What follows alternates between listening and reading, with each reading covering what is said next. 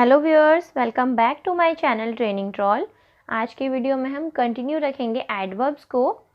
मैं आपको ये एडवर्ब्स जो हैं सेपरेट वीडियोस में करवा रही हूँ ताकि आपको समझ में आए, अच्छे से आप इनको समझ सको, इनके यूजेस को जान सको कि इनको कैसे यूज़ करना है किसी भी सेंटेंस में।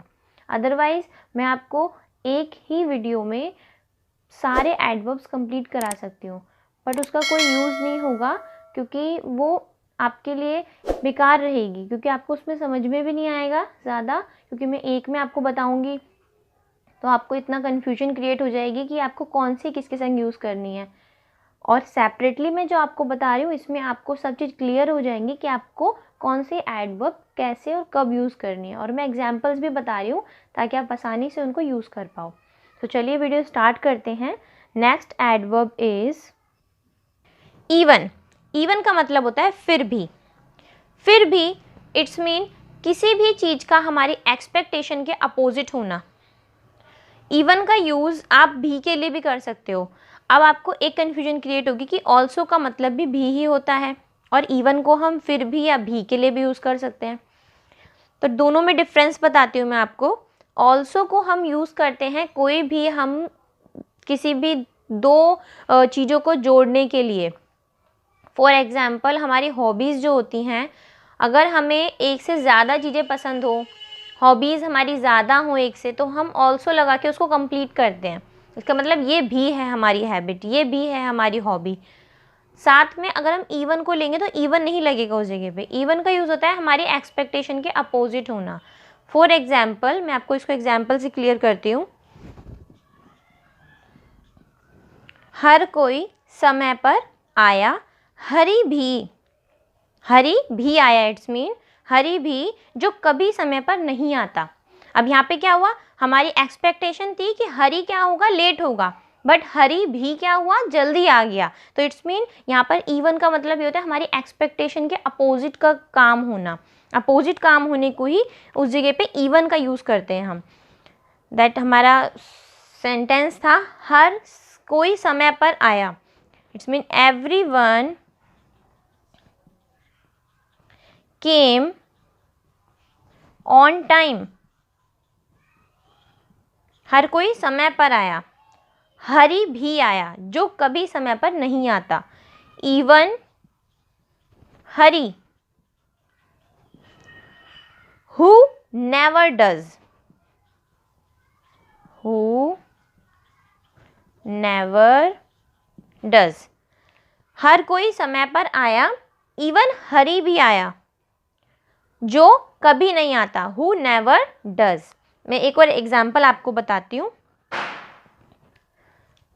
यह काम समाप्त होने में 1 महीना भी लग सकता है।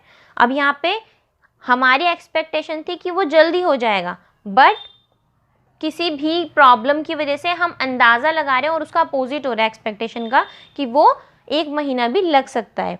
This job can even take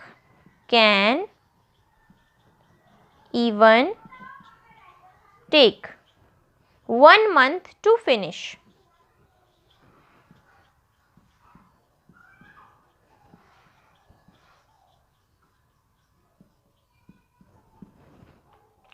यह काम समाप्त होने में 1 महीना भी लग सकता है। It's mean even. यहाँ पे इवन का यूज़ यहाँ पर हुआ है और यहाँ पर हुआ है, जिसमें सेम यही आ रहा है कि एक्सपेक्टेशन हमारी कुछ है और हो और काम उल्टा रहा है। Next one is ever. Ever का मतलब होता है कभी। कभी को यूज़ करते हैं हम किसी भी एग्जाम्पल्स में हम यूज़ करते हैं। बच्चों को अगर हम पूछना है हमें कि क्या आपने कभी ऐसा किया है, अपने फ्रेंड्स से, कलीग से हमें पूछना है क्या कभी आप वहाँ पर गए हो, तो इस जगह पे हम एवर का यूज़ करते हैं। फॉर एग्जाम्पल, क्या तुमने कभी इस बारे में सोचा है। It's mean have you ever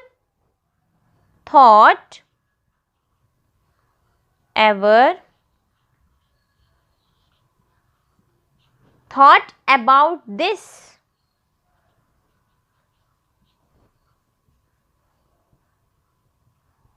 क्या तुमने कभी इस बारे में सोचा है? Have you ever thought about this? मैं एक और एग्जाम्पल आपको बताती हूँ। क्या तुम कभी वहां जाते हो? तो कभी के लिए एवर यूज करेंगे। Do you ever go there? क्या तुम कभी वहां जाते हो? Do you ever go there?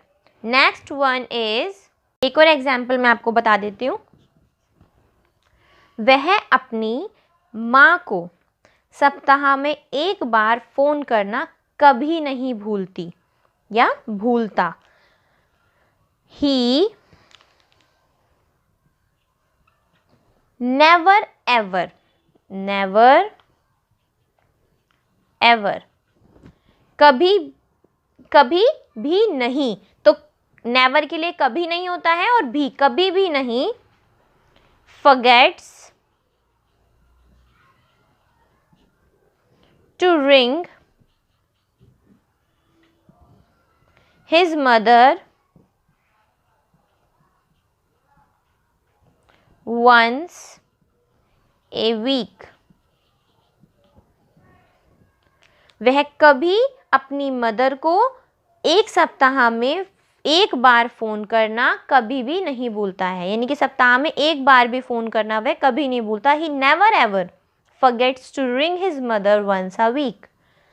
अब आपको मैं एक चीज और क्लैरिफाई कर देती हूँ। एवर का यूज आप कभी के लिए तो करोगे ही, साथ में आपको इसका यूज करना है, जैसे कि मैंने आपको लिंकर्स बताए थे, वट एवर, हु एवर। तो ये वॉट WH फैमिली के संग एवर का जुड़ जाना, उस टाइम पे ये अलग ही सेंस देता है हमें। जब भी हम इनको अपने WH फैमिलीज के संग जोड़ देते हैं, जिनको बोलते हैं प्रश्नवाचक शब्द, इनके संग जब हम इनका प्रयोग करते हैं एवर का, तो तब ये हमारे किसी भी प्रकार के गुस्से को दर्शाता है, या हमारे कोई भी शॉक एक्सप्रेशंस को दर्शाएगा, या फिर कोई भी झुंझलाहट, हमें बहुत ज़्यादा गुस्सा आ रहा है उसको एक्सप्रेस करेगा ये, जब कभी भी WH फैमिली के संग एवर यूज़ होगा। मैं आपको इसके भी एग्जाम्पल्स बता देती हूँ, जैसे कि तुम अलमारी में क्या कर रहे हो, मतलब हमें गुस्सा आ रहा है, तुम अलमारी में क्या कर रहे हो। इट्स मीन वॉट एवर, इसको हम जोड़ेंगे तो whatever are you doing in the cupboard. Whatever are you doing in the cupboard.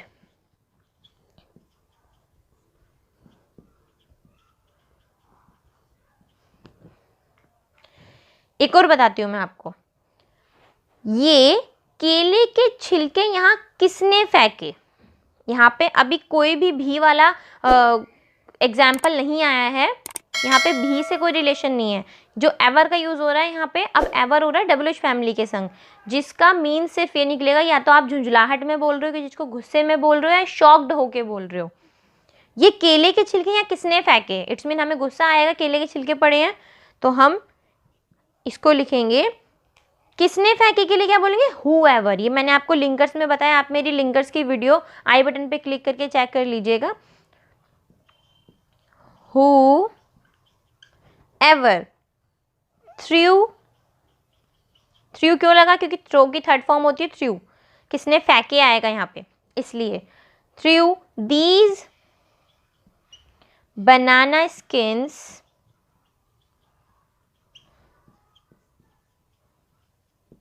Hair. ये केले के छिलके यहाँ किसने फेंके, whoever threw this banana skins here। एक आध एग्जाम्पल मैं आपको और बता देती हूँ इससे रिलेटेड। क्या मतलब है तुम्हारा, क्या मतलब है तुम्हारा, it's mean what ever do you mean, what ever do you mean.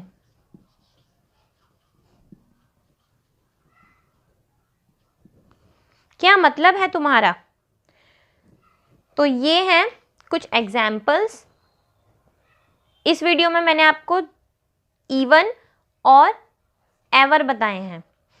इनको समझना बहुत ज़्यादा ज़रूरी है, क्योंकि इवन का मतलब फिर भी और भी के लिए यूज़ होता है, बट आपको मैंने दोनों में डिफरेंस बता दिया है। आप वैसे ही यूज़ करना, बहुत सारे सेंटेंस बनाना ताकि आपको अच्छे समझ में आए। साथ ही एवर का यूज़ भी 2 तरीके से हो रहा है। फर्स्ट एवर का यूज़ होता है कभी के लिए, और जब WH फैमिली के संग लग जाता है तब इसका यूज़ चेंज हो जाता है। तो आपको दोनों को अच्छे से याद रखना है, रिमेंबर रखना है, एंड साथ ही साथ आपको प्रैक्टिस कर ज़रूर करनी है। आई होप आपको ये समझ में आया होगा। Like this video, share and also subscribe to my channel. Thank you.